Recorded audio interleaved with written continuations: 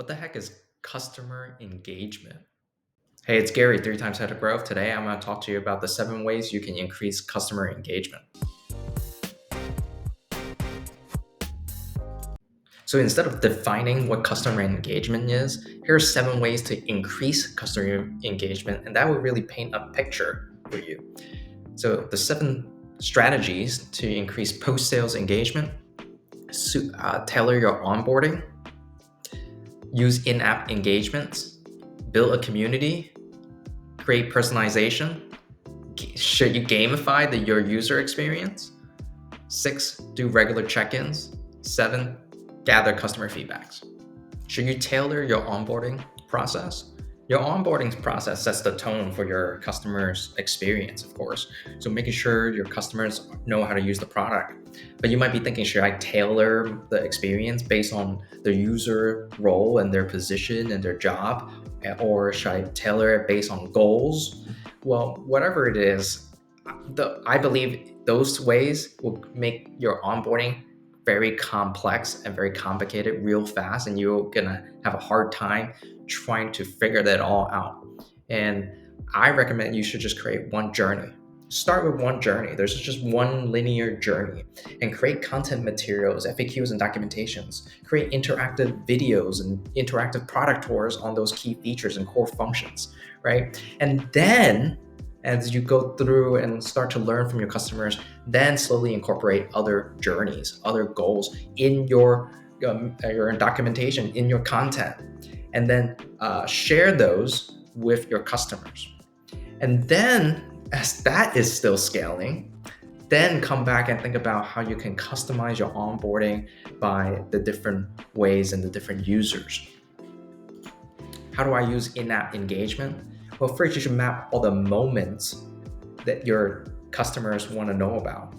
And what do they want to accomplish? Why do they need to accomplish this? Why do you think you need to alert them in those moments, in those in-app engagements? So now you have this like 10 triggers, and just scratch out and throw away the bottom 7. Just apply the top 3 common triggers. It has to be triggers that has the most users, and most users can see it.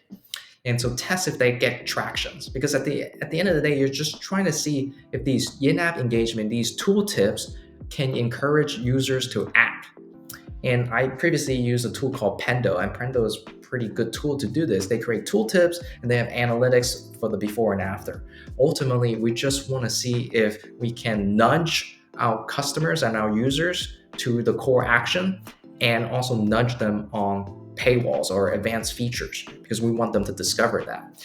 And these 2 success metrics is you just want to drive retention and you want to drive upsells. That's growth. Why build a community? Create passionate advocates with a community. It has to be exclusive community.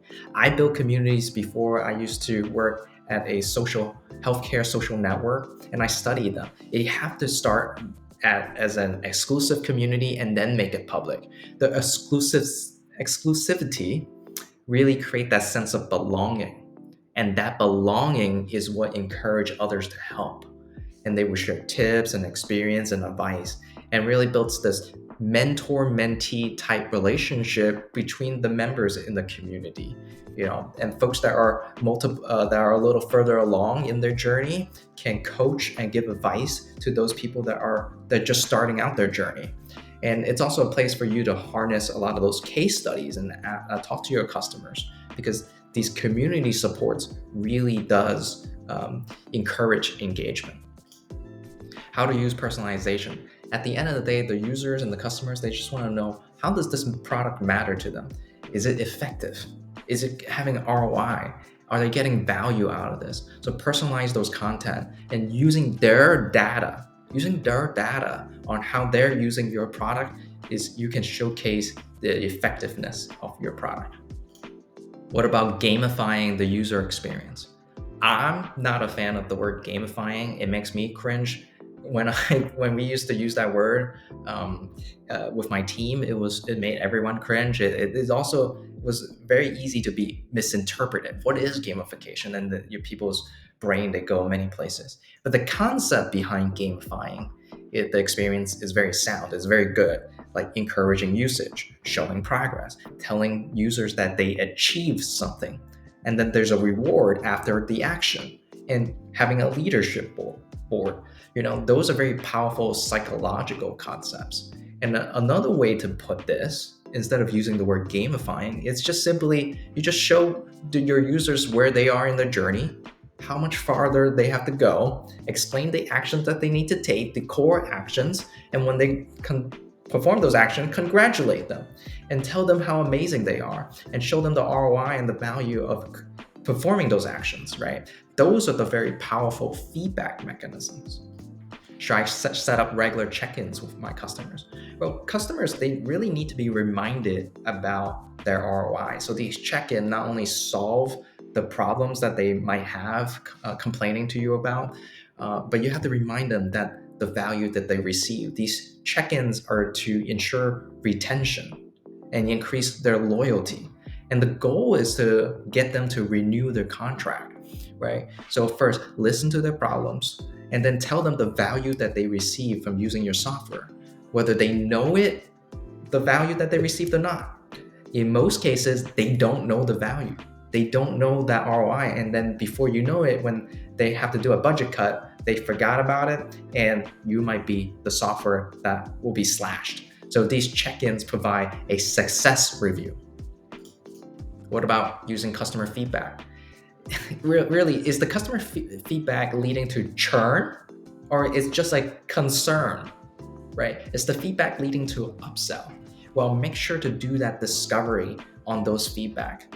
Don't be just a glorified note taker and bring it back to your team. Like, deeply understand your customer's problem. Deeply understand the feedback. Why are they saying the things they're saying? Use the 5 whys. Why do you need this? Why are you giving this feedback? How is that impacting your work? What is value in you needing this? And right, so that's how you should use feedback more effectively. Follow me on growthwithgary.com, or feel free to subscribe here to learn more about how to execute PLG, lead and operate and launch and be successful in SaaS.